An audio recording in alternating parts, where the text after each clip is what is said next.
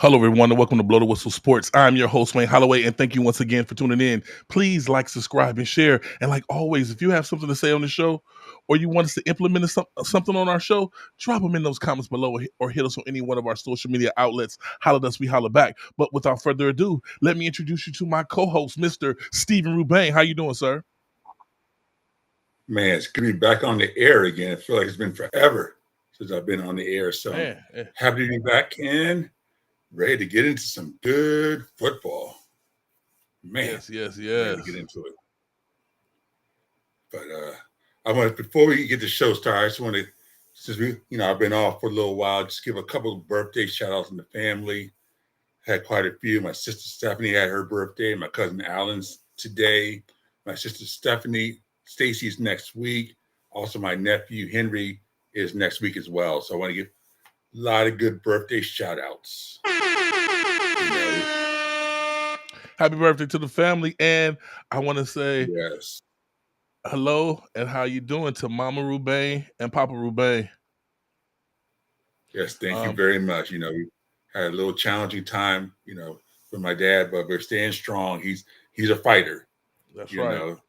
He's a Cowboy fan, and that's the only fault I have with him. But other than being a Cowboy fan, he's a strong man, and he's gonna take on this cancer and defeat it. So that's right. That's the right attitude to have. And now I see why you have your deep hatred for the Cowboys. Were you as a kid urged to be a Cowboy fan? Man, you don't know how tough it was watching them Cowboy Redskin games back in the late 70s, early 80s when the Cowboys were actually somewhat good and would actually win big games. Oh, man.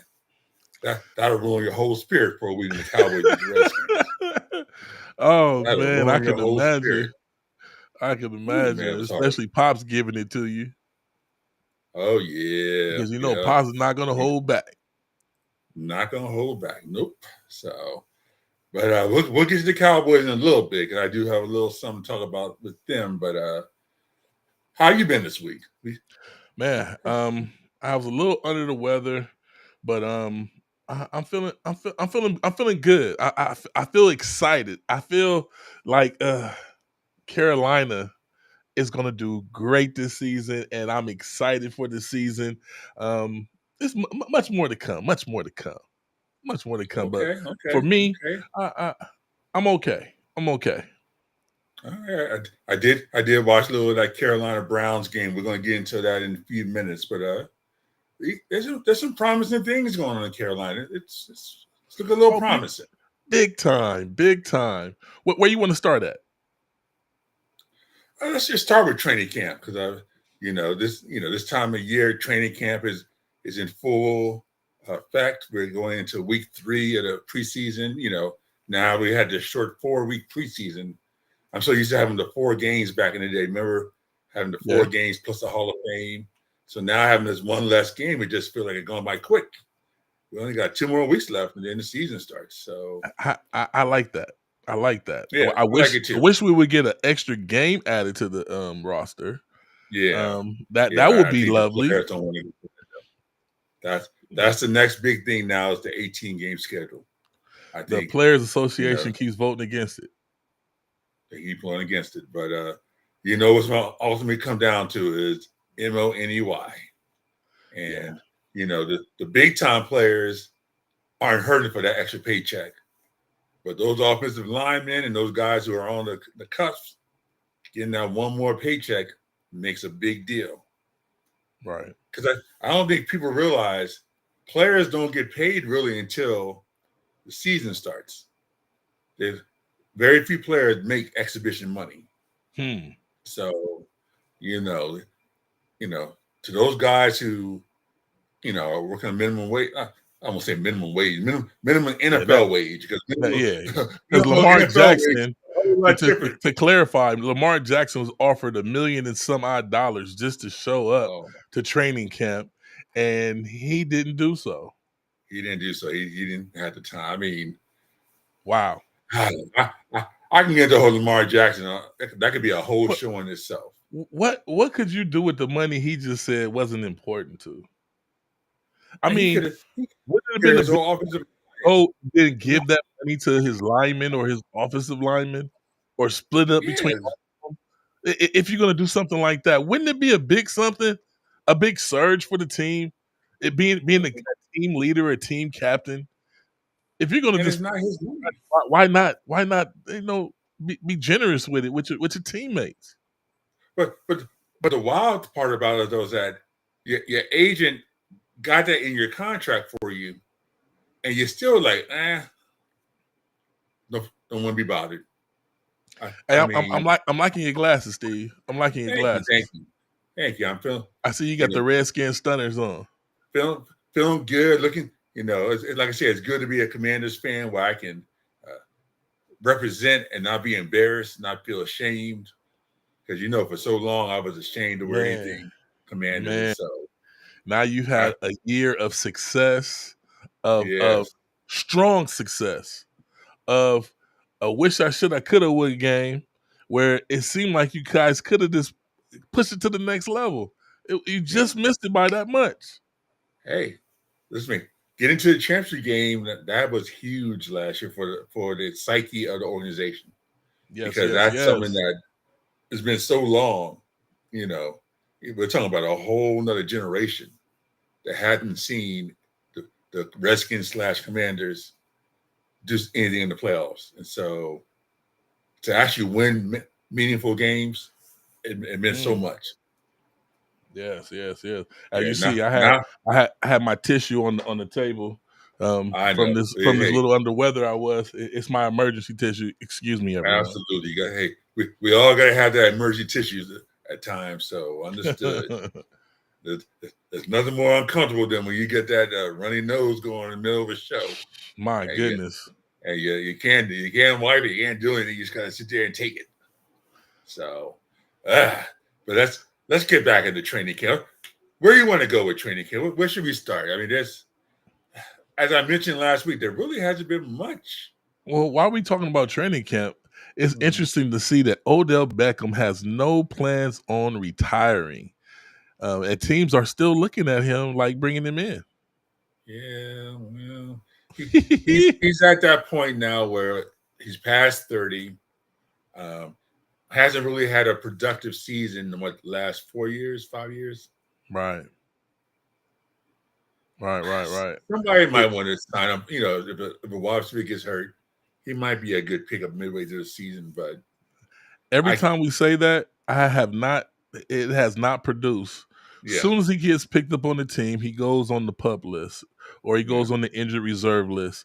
It's like he he's injured already. He right, knows how to fake it till he makes it. Then once he makes it and he signs the contract and he gets that front money, he's injured again.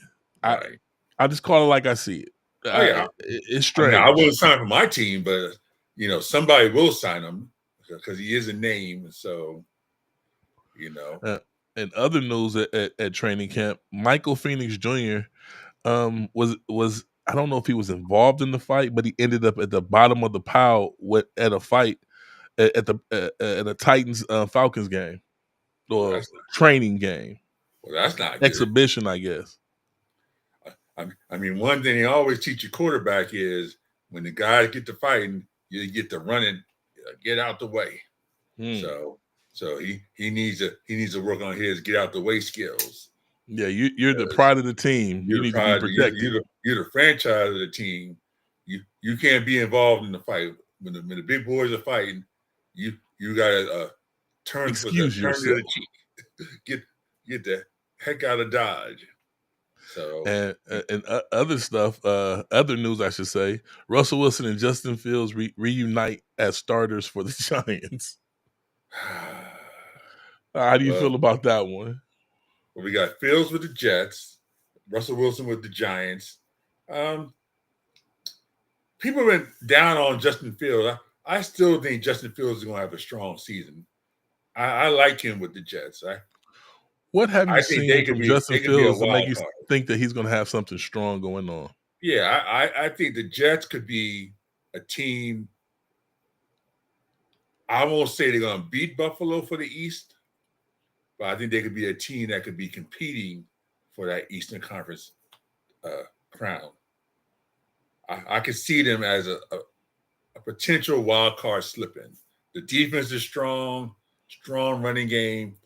All they need Fields to do is be a game manager. Mm. They So, couldn't do it with Rodgers, so Justin Fields is going to come in there and do it. well, He's okay, young, okay. perhaps. Let's be real about this now. I'm listening. Rodgers is 40 years old, and he's many years far gone from being Justin Fields like elusiveness. Hmm. He's a sitting duck back there. Justin Fields can move. Uh, say what you want to about him, but he can get out of the pocket and make plays. So Hey, I'm not against. I would like for the young man to do well. yeah, He came in with high hopes, and I think he just hasn't produced. He hasn't been under the right circumstances. Just like Sam Darnold when he was a Jet, and everybody was down on him, and I said bad circumstances, wrong fit at the time. But as he evolved, you see he's turned into something. He's turned into well, something. he was 4-2 as a starter last year, Justin Fields. So I mean, I'm not going to sit here and say he didn't produce last year. I just think that the coach decided to go in the Russell Wilson direction, Hmm. and I don't know if that turned out to be the best of moves for either one of them. But we'll see. This it's his show with the Jets. Let's see what he can do with it. So, like you said, like you, I'm going to cheer him on. Wish the best for him. So Yep. now, as far as Russell Wilson with the Giants, he got to watch out for Jackson Dart because Jackson Dart might give him a run for his money at some point this season for that starting job. The rookie looked pretty solid. So, if it comes It's a down lot of to teams with a lot of experiments going on this season. yeah, I'll say that. A lot of experiments. well, my thing is if it's a close call, you want to go with the rookie. If it's a close call, All right, only man. Well, because we're you going want to to put give that them to the as much. test. Yeah, I mean because Russell Wilson's best days are behind him. If Right. he'd be better suited to be a coach on the field, coach, behind the scenes, helping, encourage the young man on. Right. So we'll see. We'll see with that one. But who else Oh, you and want to talk about? Browns, Sadir Sanders, oblique. He has an oblique problem Yeah, I during heard about that. practice, so he's unlikely to play Saturday versus the Eagles. Man, now did the Browns get a break with that one? You don't think the coach of the Browns is like, man, thank God. Yeah. Not that he wants the young man to get hurt, but Don't it want to gives him make it look one like he more did week. something stupid, huh? Well, no, it just gives him one more week to figure because you don't want Shedeur Sanders to go out and have another strong week. Because then you're in a position now where the Wolves are going to be howling. It's too late, man. We see who should be the starter. We see who should be at the helm of one of these 32 teams. Yeah, but I don't care. He has enough poise and enough charisma to be running one of these teams, and they know they were wrong. Even though he was like young men do. That he he was off. failed. I agree with you. He He fell failed because the of his job own. interview. Yes, I Yes. understand. But the spanking they gave him, I think it was extra extraordinary.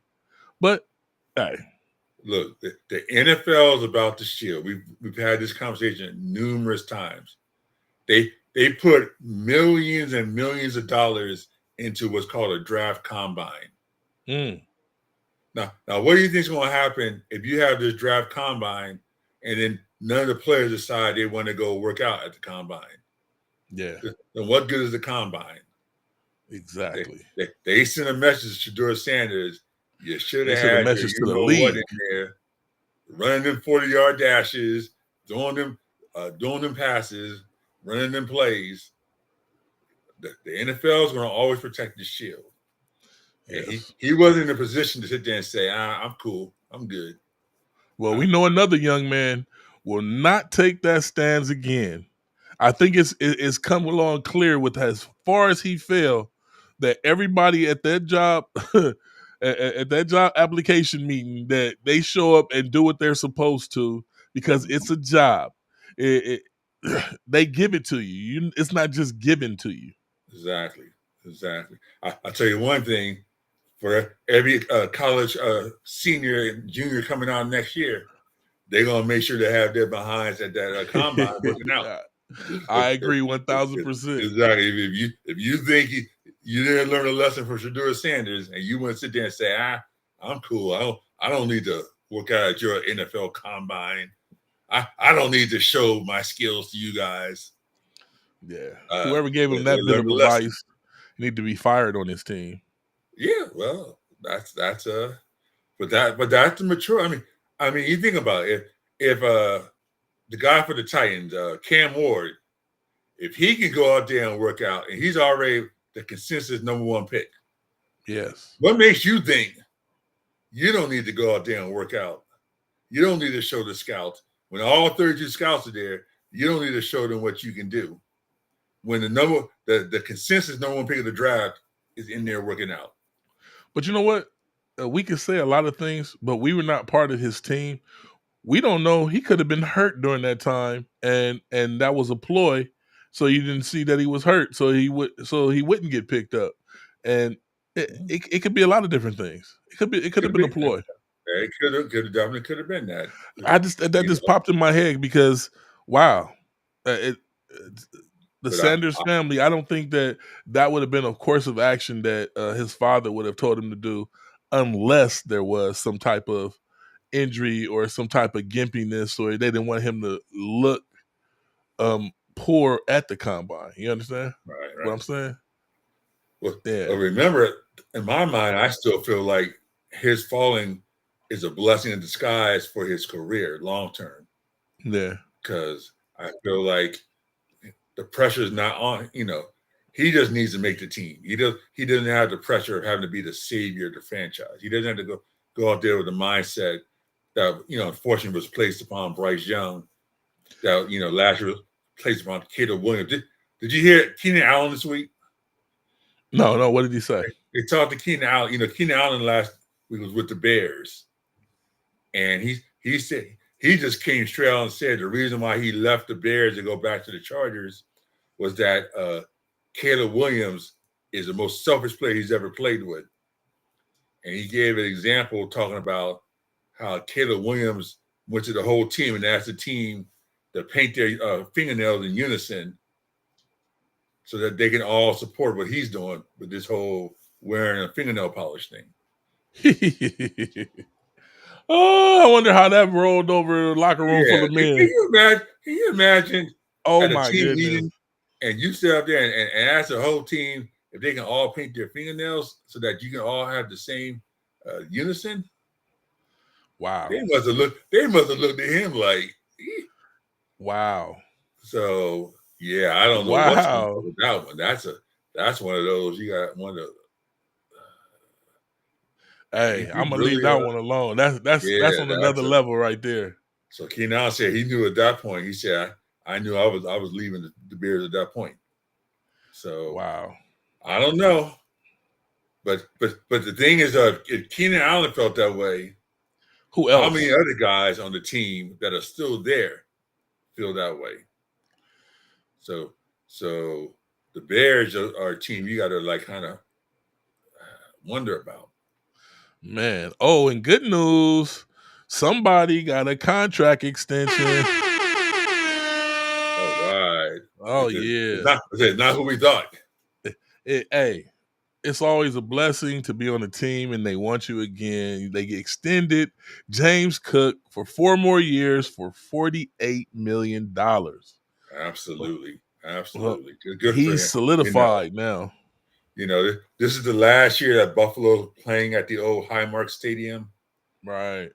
They're going to be going to a new hopefully state-of-the-art stadium next year across the street from the old stadium. And they're like, we got to make sure that we lock in these key players because, the Bills got a good thing going, strong fan base, a lot of positivity.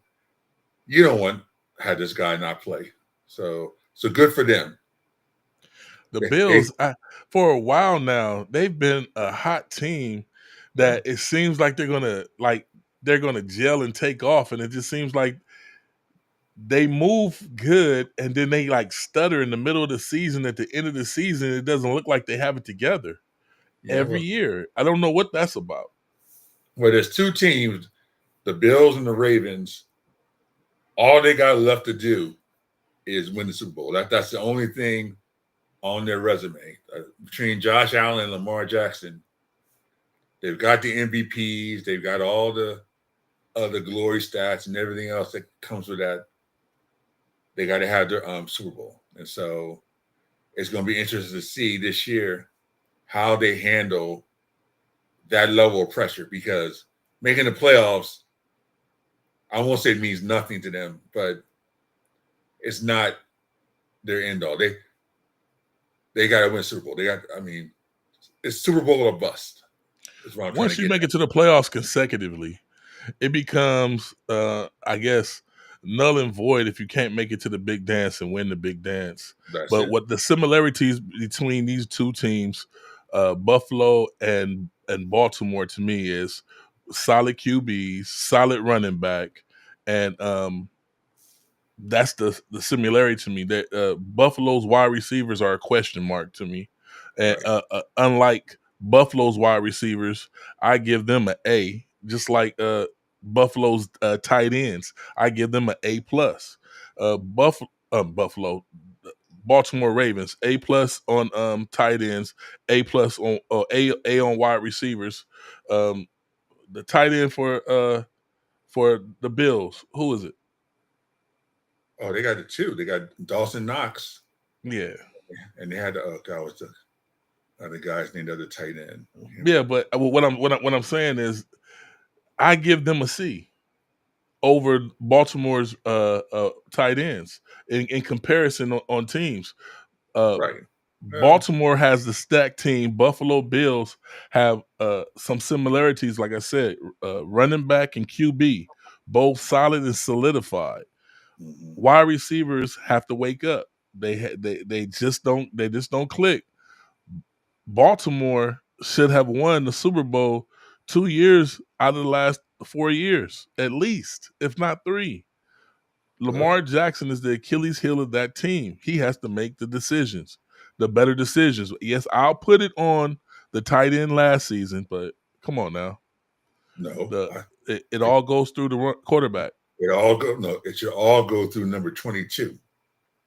And until Lamar Jackson stops playing hero ball and realize in the wintertime, in the cold weather, when you have a choice between trying to pass a slant out to Andrew in a cold football or Yes. hand the ball to number 22. We didn't learn from the Seahawks mistake when they decided not to give Marshawn Lynch the ball and instead try to do a pass out. The greatest NFL travesty ever, not handing that ball to Marshawn Lynch to go up the middle. At least try it 3 times out of the four. If you got an elite Hall of Fame level running back and you're in the wintertime and the last parts of the season, that running back should get the ball as many times as humanly possible. Exactly. I'm not I'm not even taking trying anything to. away from Lamar Jackson, but his decision making. Save your body for the playoffs. Save your body for the playoffs. You have a safety valve. That running back there, give it to him. Let him do damage. Yeah, Let him do it. I Unleash mean, the beast. you're Period. talking about defensive players that have played already 19, 20 games a season. Do you think Yes. they want to be seeing number 22 coming at you as a locomotive? They And, much rather see number 8 run with the ball than see number 22. and in the game, for some reason, They want, Henry, this looks like he gets stronger as he takes hits. yeah. Have you seen his workout? Maybe Lamar Jackson needs to sit and watch the tape of his Oh my workout God. so he Right. can really understand what he has in the backfield. Where He doesn't have to put himself on the line. Trust your team. Trust your team. I can't say it no He more than has that. to have 25 carries in that playoff game. It's inexcusable that he had, what was it, like 12 carries, 13 carries, something crazy like that. And I apologize for us going off on this rant, but it's just when you love the love of sport and you see a team that has everything and you see them not utilizing it right, and they come up short, and it doesn't make sense why they come up short because the team is so stacked. But then you can go back and look at a few things, and then everybody wants to blame Andrews. Go back and look at how many times Andrew was open in that game and did not receive the ball and then did not even receive a look. And yes, it was his fault, but a captain has to put a man in the game to be prepared to catch the ball. At least have him part of the game so he's ready. And Yep. I don't feel like that was mastered in that game. But moving on, in training camp, like we're talking about, wide receivers suffered a season-ending injury in the Vikings. Randall Moore, preseason opener, done for the season. I hate to see stuff like that, man. And he just came back off of knee. He was out almost all last season with a knee injury. So his Wow. knee obviously wasn't ready. If you saw the play, it was not a great tackle. It was one of those uh, horse collar type tackles where you get pulled from the side. Right.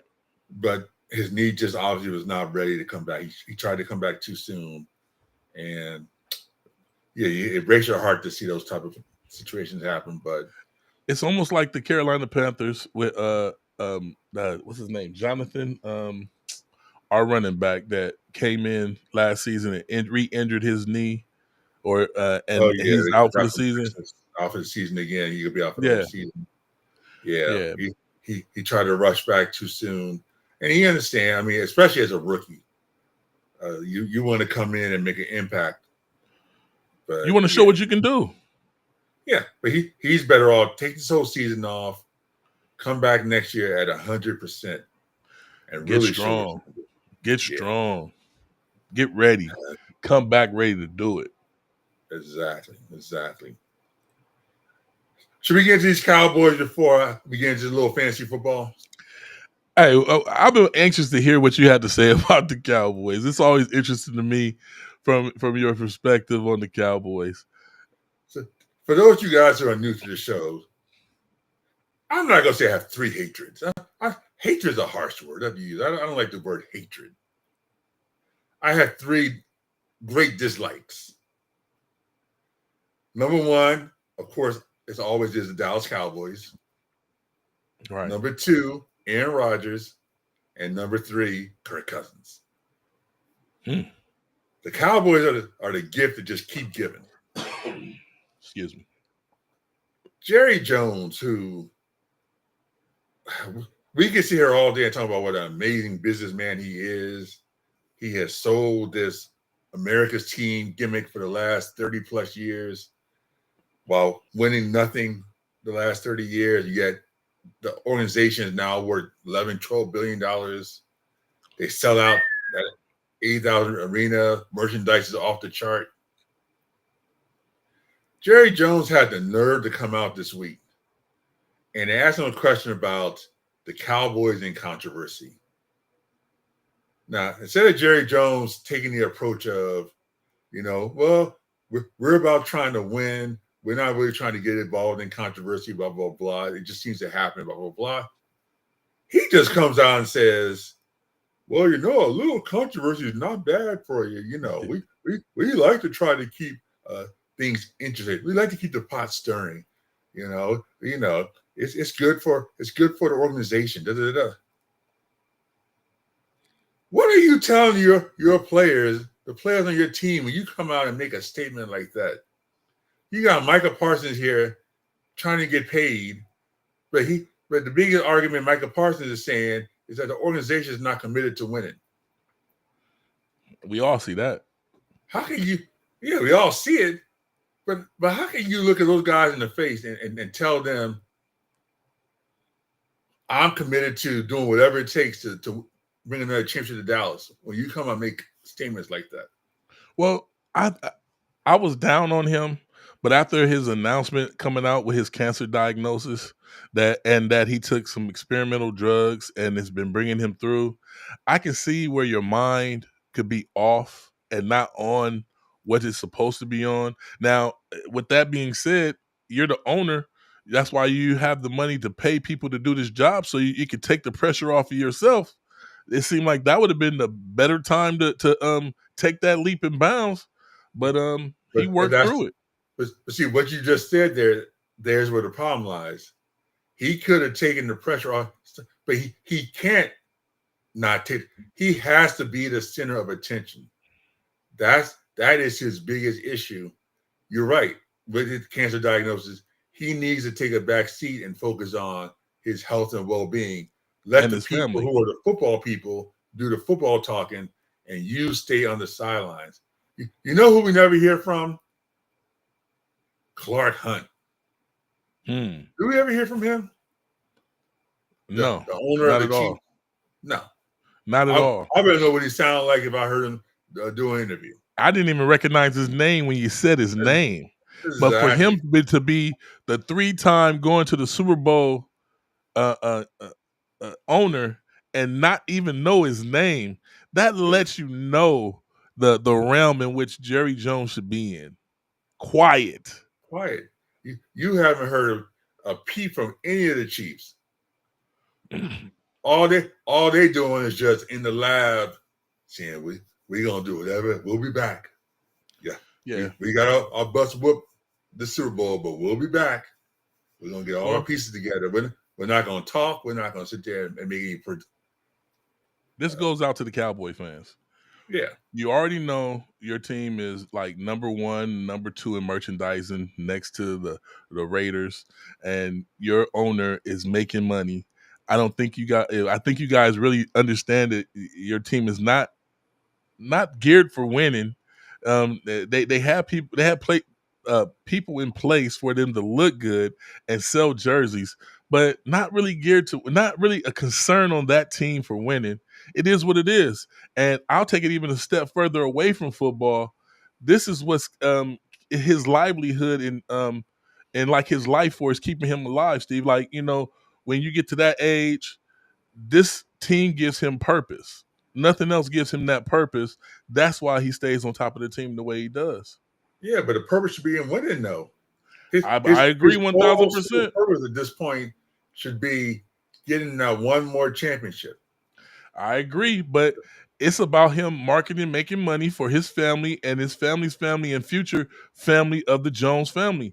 I took it away from football, and I'm just being nice, not trying to be hurtful to the Cowboy fan base. But you guys see what's up. You see the handwriting on the wall. It is what it is. It is what it is, Steve. It's sad. Well, hey, I enjoy it because, like I said, I always get that nice December, January holiday when the Cowboys are eliminated. Because every year, who goes into hiding? Well, Cowboy fans. We've come to an era where it's Redskins and Philadelphia in that division, and that's who's going to be neck and neck, and that's who's going to be going for that number 1 spot in that division. Period.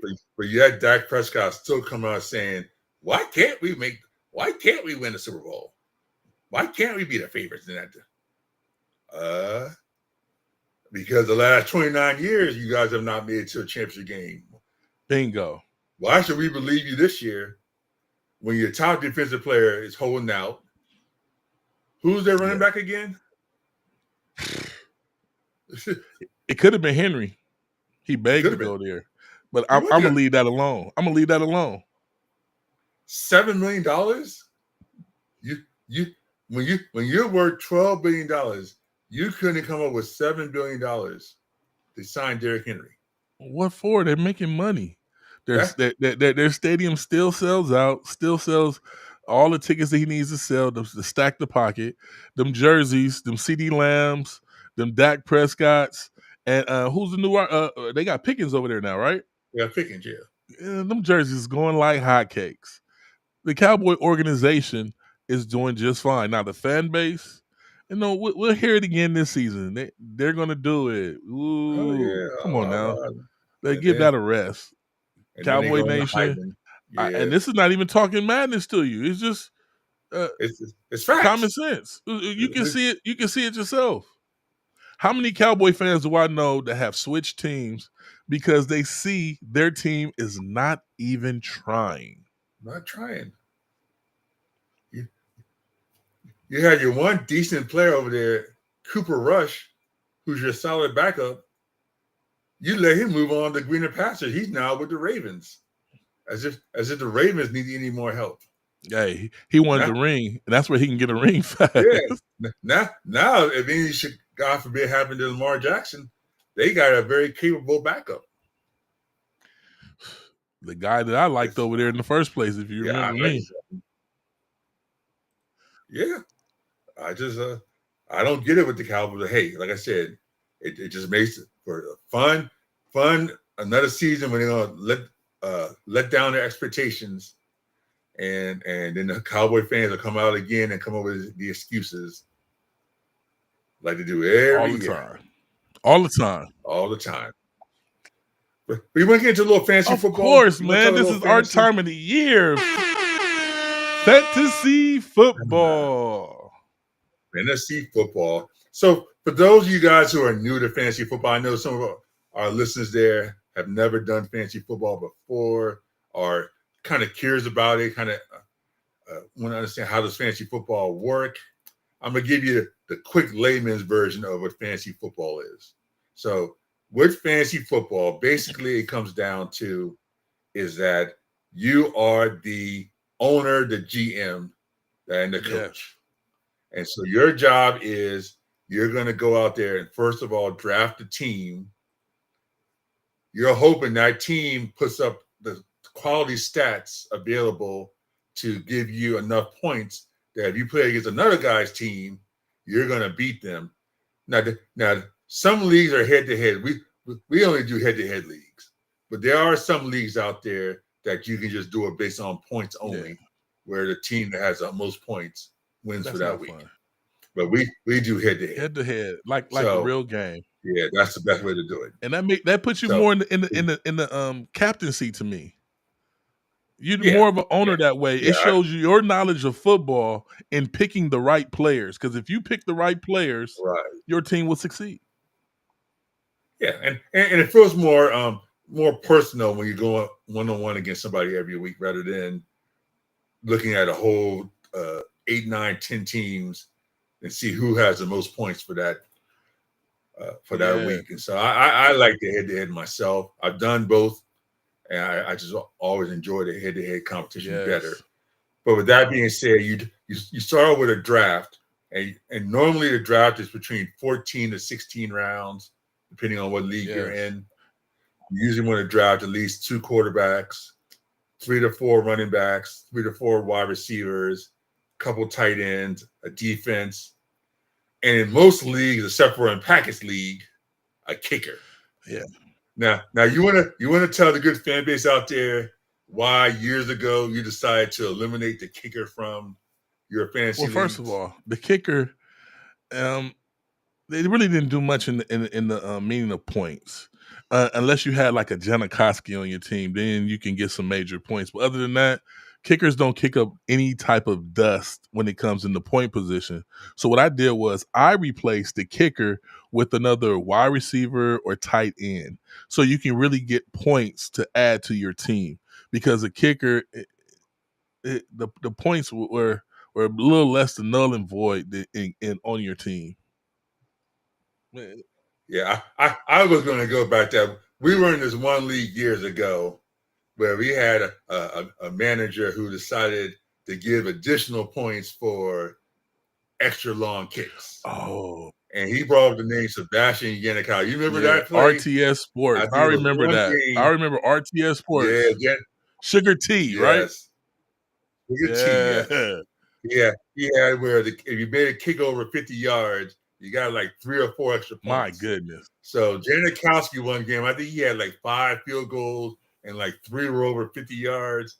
So he ended up getting like 22 ridiculous points. Which if anybody who's played fantasy football knows, that's like a quarterback type Ridiculous. stats. Yeah, I mean, literally, the guy won his league only for having Janikowski as his Wow. kicker. And so we were like, you can't do that. That's not fair. So I mean, eliminate maybe now that there was a kicker that in preseason, I think he kicked from the 40-yard line of the other side. Yeah, a guy, Cam Little for the Jacksonville Jaguars last week made a 70-yard field goal. That's never been done before. That's further than his longest. Guys now are making these 60-yard field goals like it's nothing. So you may have to think about bringing the kicker if back. We get more than one kicker that does it, then yeah. Make it make it worthwhile. The bottom line is that you got to have quarterbacks, running backs, wide receivers. Now, for years, Packard had one guy who we all knew. We all was like the running joke in the fantasy leagues. He was going to draft in the first round. Let's see if Packard trivia. Does Packard remember who's that one player who year after year you knew Packard was going to draft in the first round? Peyton Manning. Everybody knows Peyton Manning. That was my guy. Oh my goodness. That was my guy, Peyton Manning. I had Peyton Manning and Reggie Wayne. And if you were stupid, you would let me get Peyton Manning, Reggie Wayne, and Marvin Harrison.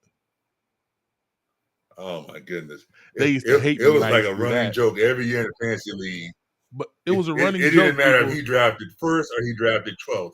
He was drafting Peyton Manning. It was a running joke, people, because they would let me do it, and then I would run off with the league. It was a running joke because every year they would try to be like, oh, it's stupid to do this. It's stupid to do that. Then I would get him and not just be winning, running the league with Peyton Manning. Running it. They were hoping for injuries on my team. Yeah. I will give you one thing. Other than that one season, the last season with the Colts, Peyton Manning was good for 16 games. He wasn't missing the game. He wasn't missing the play. He put up stats. Yeah. And so, I on that level, I will give you credit for that because, every year, it was like with Tom Brady. Nobody wanted to draft Tom Brady, but if you drafted Tom Brady, every year he produced. Yes, sir. But then the next year, we will all sit there and say, oh, I'm not drafting Tom Brady. Whoever got Tom Brady, he produced. It took me like 2 years to recognize who Peyton Manning was. You know, I'm always a diehard Carolina fan, but I am a fan of players. And back then it was Peyton Manning. Now it's Patrick Mahomes. I fan out with a couple players. You know, Derrick Henry, Christian McCaffrey. I have my players. I have my players that I stick to and I like. And it's always seemed to be solid for me. I get laughed at a lot, but then I'm the last one laughing at the end of the season. Yeah. Well, I will give you this much. You are consistent. So consistency, if we want to talk about consistency, that is Packard when it comes to fantasy. So we know where he's going. We know the direction he's going in. We already know which guys. Some of us, just for the fun of it, will draft one of his guys just because. They don't even know how to use them, but they'll draft them. We know where he's going to draft. And they'll put hthem on their bench just to taunt me. Yeah, just because we know we're like, we know his next pick's going to be. I'm just going to steal him. Just that's what I go through fantasy drafts. I don't need him, but I'm just going to steal him just I know he's going to draft. War. So but that's the showmanship of fantasy. When you've been doing it for long enough, there comes to have a little showmanship. Now, Alpha, what Steve said, let me give you my rundown. My rundown is this. Like Steve said, you pick up the main positions, which is quarterback, wide receiver, running back, tight end, and you always have a solid backup because everybody always has a bye week. So you need to have a solid backup that can guide you through the back week, the backup week when your guy is on his that 1 week where they have the team is off. You need a solid guy for that back, and you need a solid guy for if your main guy gets hurt, because trying to get another QB off of the waiver wire in positions like this is almost null and void. Sometimes you find some cherries, but a lot of times you get lemons. So when you're drafting, you have to have a good starter and a strong backup that can also be a starter to protect you in fantasy. Because fantasy is a beautiful game. But you got to have your backups, or it will kill your whole season. Yeah, I've over the years I've kind of gone back and forth as far as what you just talked about because there were times back in the day when I was always like really paid so much attention to bye weeks. Like I don't want to get two quarterbacks that have the same bye week. I want to make sure have one quarterback have this one. And over the years I've kind of gone back and forth. If you can get two strong quarterbacks, it's better to have two strong quarterbacks than to have one good one and one mediocre one, only because they have different bye weeks. So if there's some way I can get Patrick Mahomes and get Lamar Jackson, I'd rather have both of them as my backup plan than to give Patrick Mahomes and then go out and get somebody like let me see, But Steve, Bryce Young. I this year it'll be my first year. I believe I'm going to take away trades and get rid of trades. Trades are null and void, What? and there's a reason for that. Um, All we right. don't agree on trades. In the leagues that I'm in, I have people that are unreasonable. Now we all see how a trade works. Um, if your team is hurting and you need a trade, am I supposed to give up one of my good pieces to help you out, or are you supposed to give me a few good pieces for a good piece to make me better because you need my help? For some reason, in my leagues, people think that the trade is supposed to be equal when you trade with someone to be fair and you're in a contest against them. I don't understand the thinking in this. Um, we all see trades, just like Carolina gave away everybody for a number one pick. That's how it works. They needed the number one pick. They gave away everybody for a number one pick. When you do trades, unless it's like an off-season trade where then it's kind of fair, I understand. But during the season when you lose a piece and you need a piece, no, you're going to bend over backwards to get the piece. So I'm just getting rid of trades. Period. It doesn't make sense. I'm okay with that. I think what Pack is trying to get at that the part that he's leaving out is what will be referred to as the salary dump. The guy who knows he doesn't have a chance to win, so he just wants to dump his players off. That's where the issue becomes kind of is that when you get that guy who's like you see that is an unfair trade because he knows he has no chance of winning, so he'd rather go out and give up his two best players for somebody who doesn't match up to And him. normally, That's when guys get that's a backhand deal where two owners agree to hook one team up and they'll just split the money. And no, we're yes, not going for it. Draft the no, team that you're going to need all season long, and if you need a player, pray on the waiver wire. Period. all right, yeah. There's some players that it just makes no sense that you would want to trade off at any point. Yes. And so when you see those type of trades happening where somebody's trading somebody who is of high value and getting something much less in return, that's when owners jump all over and like, nah, we're not gonna go for that one. So yeah, this is when you get to the veterans, guys who played around for a long time and know what's considered to be a fair market Right. trade. And next week we will Yeah. So have our contest. Our contest will be up, yes, Beat the Host, where we pick the games during the week and you guys get to pick the games. And whoever at the end of the season will have a first, second, and third prize giveaways that if you guys can beat us, you will win a Fanatics gift card and an NFL gift card, something like that. Um, but we'll have it all the particulars up next week. In fact, we'll probably have it up before next week. Just watch our Instagram, watch our Facebook, and watch our YouTube. All the contests rules and everything will be up there. And next week we'll do it on the live show where we'll give you all the odds and ends, so everybody can enter and we can get a full host of people to play beat the host on Blow the Whistle Sports. Absolutely, absolutely. So it looks like we're having our first fantasy drafts this weekend. Let's close out the show. What's one piece of advice you want to give to somebody who may be doing a draft for the first time, who has never done a fantasy draft? We got what's a veteran advice? We've been doing this now 15, 20 years. What's advice you would give to a newbie? Advice I would give to a newbie is know the players. Don't expect for anybody to help you with your players. Come with all the players that you want to draft and all their names. Have their names written down, because when there's a draft, no one's going to be there to help you. You need to cross out names so you know who to pick up.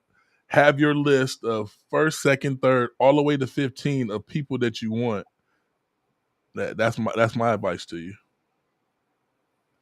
My advice to you is do a mock draft, number one. Number two, find a reputable listing of the rankings and stick close to the best off the rankings. If you're new to it and you're unfamiliar with how the fantasy goes, rather than try to go out there and wing it, because nothing pisses people off who are veterans to fantasy than to get that one guy who just has no clue what he's doing and to start back of that, you know what I'm talking auto about. pick, man. And then you just start naming off random people in all kind of rounds, and then people look at you like, "What the are you doing?" And then it pisses other people off because you're messing up their mojo because you drafted a kicker in the first round, and then it's like, "Oh my God, I don't know what he's doing." You want to act like you know what you're doing, even if you don't know what you're doing. Stick to the rankings, and that's the best piece of advice. Don't try to go out for your own unless you're a skilled veteran like me, because I really don't stick to the game plan. And the reason being for that is I know the people I want on my team, and I go after the people that I want on my team, and I like to get the people that I want. I hate it sticking to the playlist and then you don't get the people you want. You got to be realistic. When somebody's hot, 9 times out of 10 you're not going to get them. So I don't even plan to get the person that everybody thinks is hot. I go out and I look for the hot rookie or the hot player that's next up, that's next to that person, to compete with that person to weigh it out. And then normally my team, I have all people on my team that I want on my team. So let me ask you this question then. In our typical 12-team leagues, do you like drafting 1, 2, or 3? Do you like drafting in the middle, or do you like drafting 10, 11, 12? I really like 12. You had your preference. I really like 12.